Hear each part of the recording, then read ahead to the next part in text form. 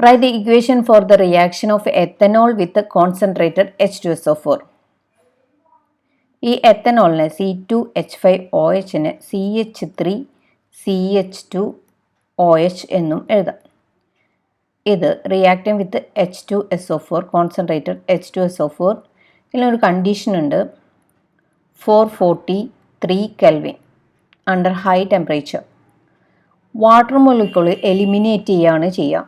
അപ്പോൾ ഇവിടെ നിന്ന് ഒരു OHും പോവും, പിന്നെ ഇവിടെ നിന്ന് ഒരു H ആണ് പോകുന്നത്.